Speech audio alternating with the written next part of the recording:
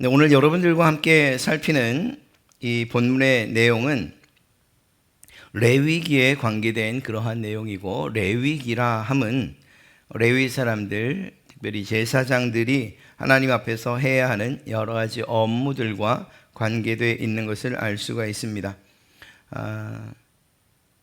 레위기 1장부터 자세히 좀 살펴보신 분들은 이미 눈치채셨겠지만 1장부터 시작되고 있는 내용 자체가 하나님께 드리는 제사에 관한 것들로 그 처음을 시작하고 있습니다. 번제, 소제, 또한 속건제, 속죄제, 그리고 화목제, 이 5가지 제사가 이스라엘 백성들이 드려야 할 제사이고, 그것을 집례해야 되는 사람들이 바로 제사장들이었던 것이죠. 이 제사를 드리는 데 있어서 가장 중요한 역할, 바로 제사장들이라 할 수 있습니다. 이 제사장들이야말로 하나님과 백성들 사이를 잇는 중보자와도 같은 역할들을 하고 있는 사람들이고, 그 일이 매우 중요한, 그래서 이 제사장으로 위임되는 이 예식이야말로 아주 중요하고, 또 이스라엘 백성들이나 제사장이 되는 사람들에게 있어서 신중하게, 그러면서도 하나님의 말씀에 따라서 드려야 하는 그러한 예식입니다. 늘 우리가 말씀드리고 있지만 어떤 공동체이든지 간에 그 공동체를 책임지는 사람들이 어떤 사람들이냐에 따라서 망하기도 하고 흥하기도 하는 것 아니겠습니까? 이스라엘 백성들에게 있어서 그들이 포로가 되고, 다른 나라의 아수르나 바벨론의 포로가 되고, 또 그 어려운 시기를 지내야만 했던 이유, 물론 백성들의 타락도 있었지만 백성들의 타락 이전에 그들을 인도하고 선도하고 하나님께서 명령하신 삶이 무엇인지를 가르쳐야 하는 바로 그 사람들, 종교적인 면에 있어서는 제사장 그룹들, 또 사회 정치적인 면에 있어서는 왕과 그리고 권력을 가진 사람들, 이 사람들이 하나님 앞에 올바로 서 있기만 했더라면 그렇게 멸망하는 일이 있었겠는가? 여러분에게 자주 말씀드립니다. 이스라엘의 멸망의 원인은 우상숭배 혹은 하나님을 멀리함이라고 하는 종교적인 것만은 아니었습니다. 그 원인은 2가지였는데, 말씀드린 첫 번째 우상숭배를 비롯한 하나님을 제대로 섬기지 않은 것, 그것뿐만 아니라 2번째 또 역시 중요한 한 가지 멸망의 이유는 무엇이었는가 하면 하나님께서 명령하신 그 명령대로 살아가지 못한 삶의 문제였다는 것이죠. 특별히 사회적인 약자로 표현되고 있는 그러한 고아나 과부나 이방인이나 객에 대한 그러한 이 기득권층의 배려나 또 하나님의 명령에 대한 불순종, 그래서 어려운 사람은 점점 어려워지고, 그리고 그들이 마지막 끝에 인생의 끝자락에 몰려서 할 수밖에 없었던 것이 무엇인가? 하나님을 향해서 부르짖는 것이었죠. 하나님께서 그들의 신원을 듣지 아니하실 수 없었던 것입니다. 이스라엘 백성들의 문제, 그리고 그들이 이방의 포로가 될 수밖에 없었던 것은 이렇듯이 종교적인 문제들뿐만 아니라 하나님의 백성으로서의 삶, 하나님이 명령하시고 또한 그들에게 일깨워 주신 그 삶을 제대로 살아내지 못했기 때문인 것이죠. 오늘도 마찬가지입니다. 이러한 위임식을 통해서 제사장들이 올바로 서지 않으면, 하나님 앞에 위임받은 자들이 자신들의 책임과 책무를 다하지 않으면 결국은 하나님과 백성들의 사이는 멀어질 수밖에 없고 틀어질 수밖에 없다는 사실을 우리는 잘 알 수가 있습니다. 이것이 단지 이스라엘, 지금 이 공동체에만 해당되는 것은 결코 아니죠. 모든 사람들, 그리고 모든 공동체, 여러분이나 제가 속해 있는 그 공동체, 그것이 무엇이든 간에 동일한 이야기입니다. 책임을 맡은 자들이, 그리고 리더들이 올바른 생각과 사고와 그리고 방향성을 제시해 줄 때 그 공동체가 올바로 설 수 있는 것이죠. 그런 면에서 왕의 위임식은 아니고 제사장에 대한 위임식이긴 하지만 이스라엘의 큰 두 축을 형성하는 데 있어서의 그보다 둘 가운데서도 더 견고해야 할 이 종교적인 책임과 의무를 다하는 제사장의 위임식은 아주 중요한 의미를 가지고 있다고 할 수 있을 것입니다.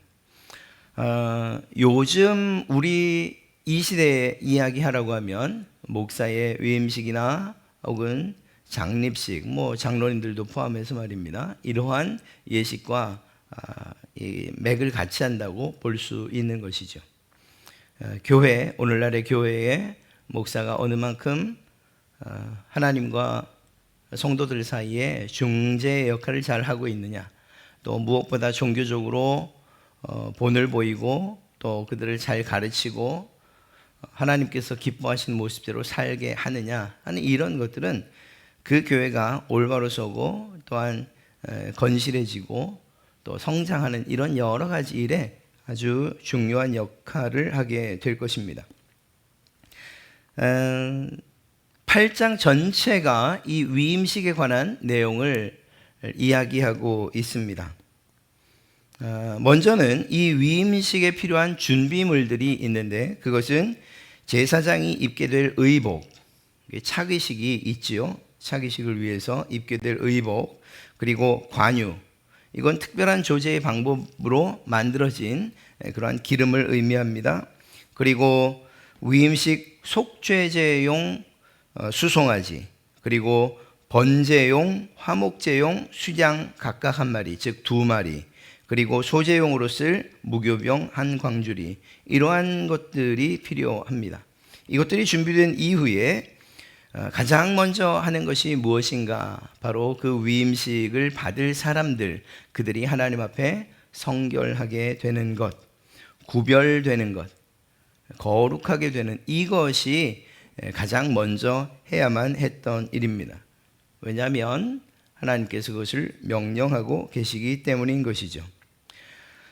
이러한 위임식에 있어서 성경에 드러난 몇 가지 단어들, 그리고 명령하고 있는 그러한 내용들을 생각해 보면 오히려 전반적인 내용을 잘 이해할 수 있을 것입니다. 먼저 우리가 읽지는 않았습니다만 6절의 말씀을 보면 그들이 해야 하는 것이 무엇인지에 대하여 이야기하고 있습니다. 모세가 아론과 그의 아들들을 데려다가 물로 그들을 씻기고, 그렇습니다. 가시적으로 그냥 외적으로 몸을 씻는다라는 그러한 의미만 있는 것은 아닙니다.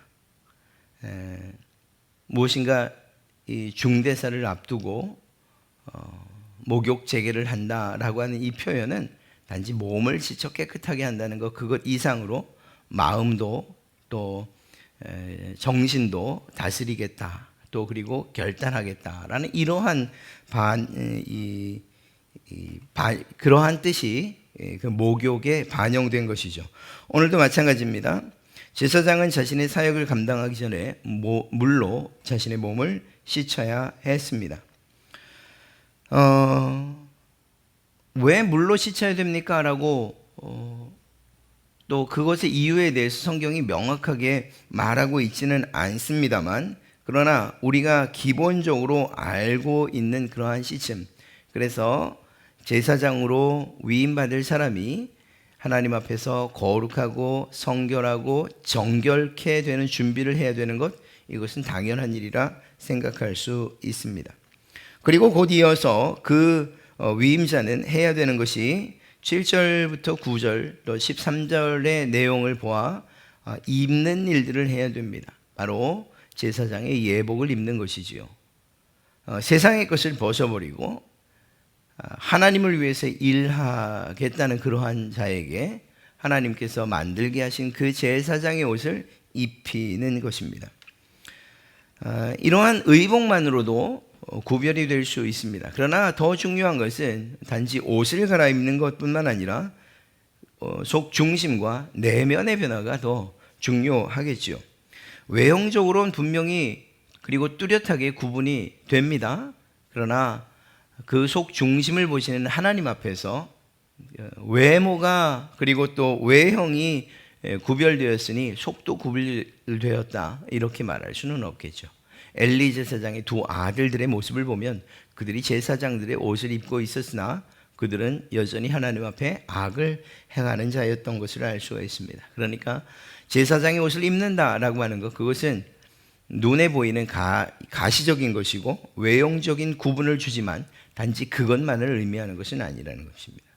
그 마음이 새로워져야 되고 정말 하나님의 일을 하기로 준비되는 그러한 새로운 삶의 시작을 의미하는 것이라고 이야기할 수 있는 것이겠죠.